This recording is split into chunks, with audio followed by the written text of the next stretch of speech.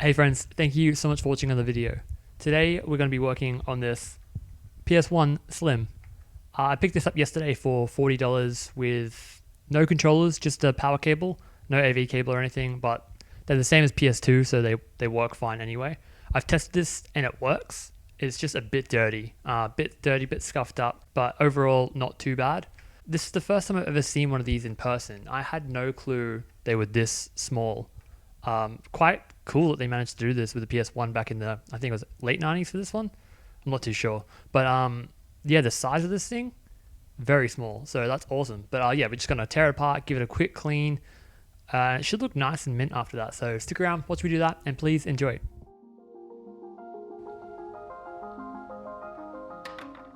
So the worst thing about this PS1 at the moment is that the eject button is quite sticky, which is causing the lid to not want to close. So that's fun. But that's fine, we're going to fix that.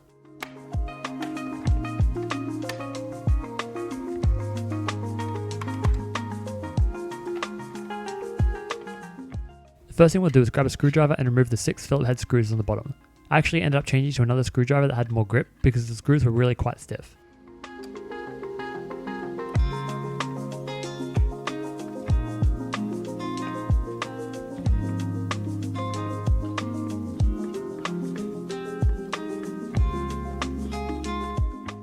One of the screws is hidden under a warranty sticker. I tried to be careful removing it, but I ran out of patience pretty quickly, so I just decided to rip it off.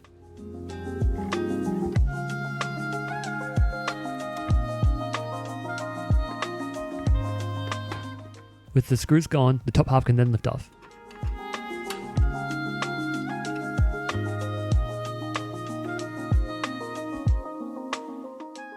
Now this thing internally is actually in pretty good condition. Just a bit of dirt and a couple hairs, because there's always hair. But other than that, not bad at all.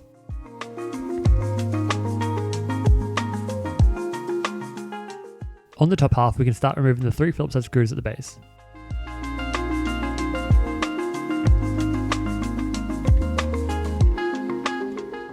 Then the plastic light tube can be removed, followed by the memory card shield, which will then eject the memory card doors. I left the springs attached because there isn't really much reason to remove them.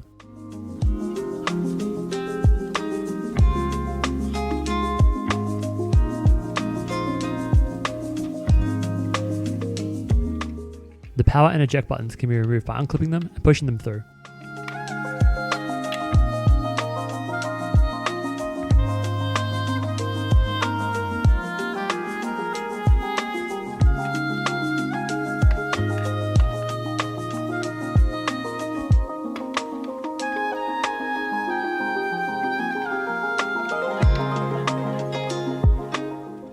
The door latch comes out by unclipping that also.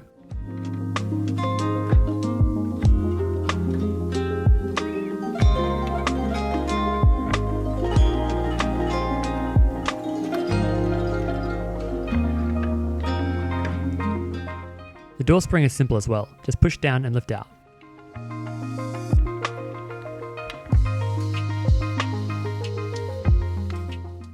Then the door itself can be unclipped by pushing it out.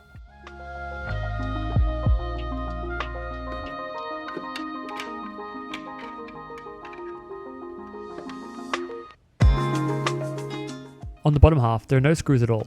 After unplugging the 2 cables for the laser assembly, everything else just lifts straight on out.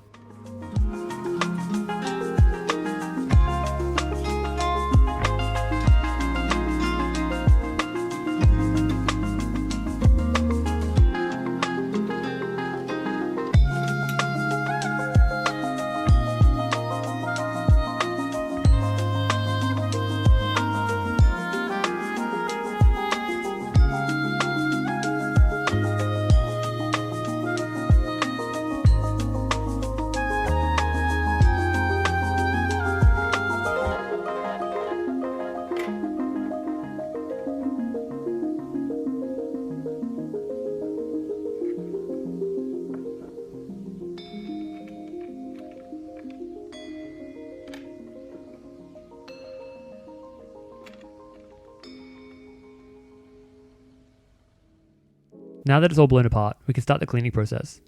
As I said, this isn't really in too bad condition, but considering this console is over 20 years old, it's expected to have some dust, dirt, and grime on it. The plastics could just really use a good scrub in the bath, so that's exactly what I'll do.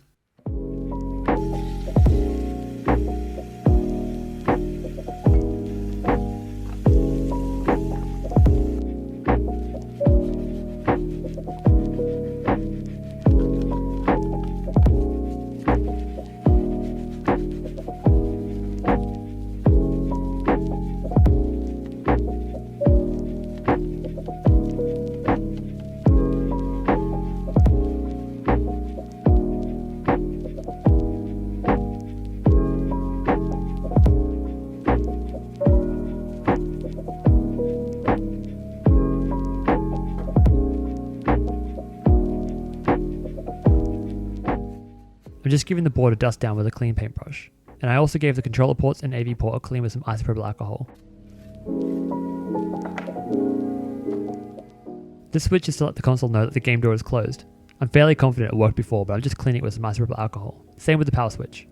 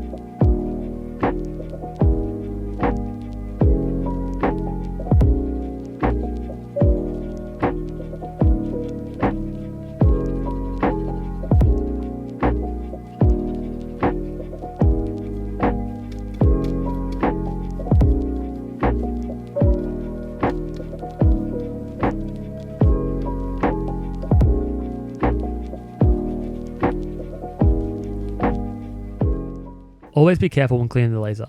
I'm using isopropyl alcohol on a clean cotton bud, and then gently wiping it over, then following it up with a dry cotton bud.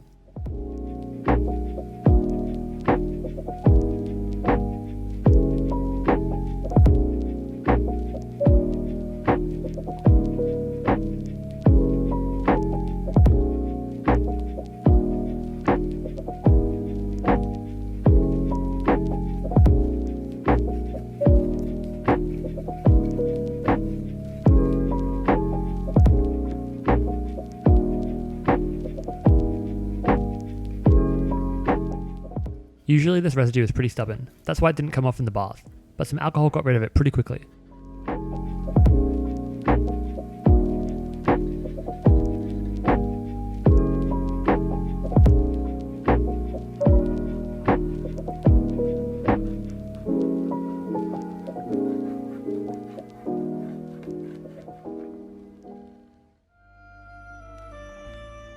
It's already looking so much better, now we can finally slap it all back together.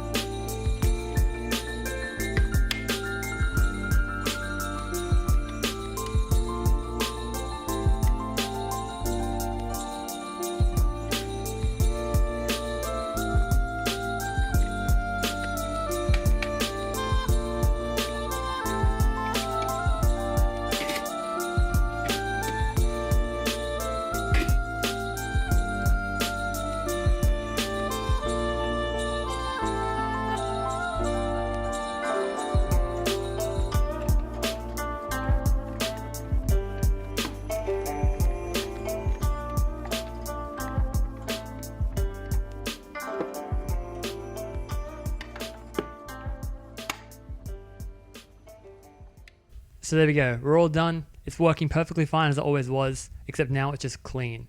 So I've loaded up the only PS1 game I own, which is Tekken 3. No idea how I own that. But yeah, look, as you can see, it's working fine. If you have a PS1 like this, the Slim model, I think it's a PS1 Slim or just a PS1 spelled out 1. But if you have one of these and you want to work on it, it's just glitching because the disc is really scratched. I tried polishing it, it didn't work. If you have a PS1 like this and you want to work on it, it is easy. It is super easy to do. There's 6 screws on the back, 3 screws holding in the memory card slot cover, and those are the only screws throughout the whole thing. It's super easy to clean up, super easy to work on. I see a lot of these get pretty yellow, so you can retro bright them if you need to. In my case, I'm pretty lucky. It was already in really good condition, just a bit dirty. So after a nice little clean, it looks immaculate. So I'm super happy with this. And yeah, look, as you can see, it's working fine. So thank you so much for watching. With my background area, as I saw in the start, I may not keep it like that. I don't know how I feel about it, so let me know what you guys think. But please leave some kind words in the comments, and I'll see you guys in the next video. Bye!